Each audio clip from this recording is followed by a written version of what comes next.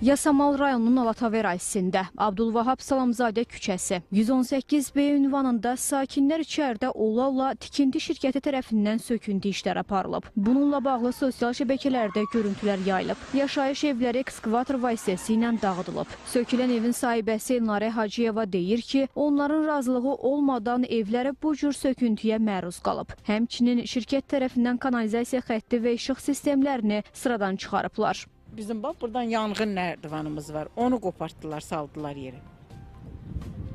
Evin içində olmuşuq. Ayın çərşənbə günündən bir gün qabaqda, yəni həftənin birinci günündən bayram startı veriləndən biz bu gündəyik. Bayram günü, çərşənbə günü gəlib o hasarı çəkiblər ki, evin qabağını bağlayırıq.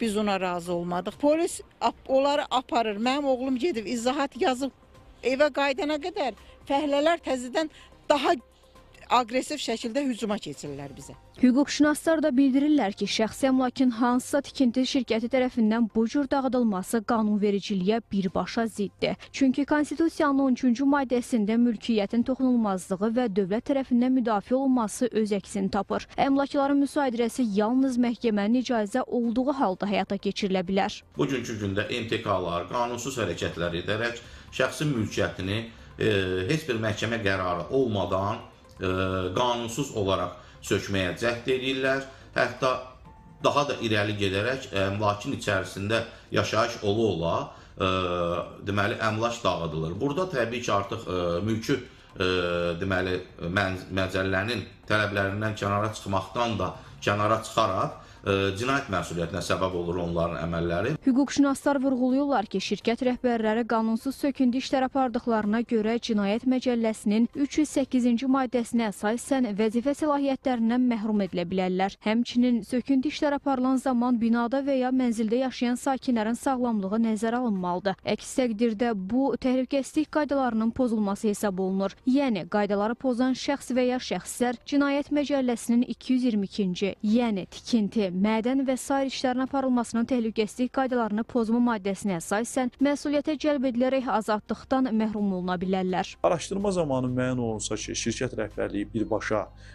yaşayış sahəsinin sökülməsi barədə qəsdən göstəriş verməmişdir. Sadəcə olaraq öz öhdəliklərini düzgün şəkildə yerinə yetirməmiş, laqeydlik etmişdir və nəticədə yaşayış sahəsinin sökülməsi kimi qanunsuz hal baş vermişdir.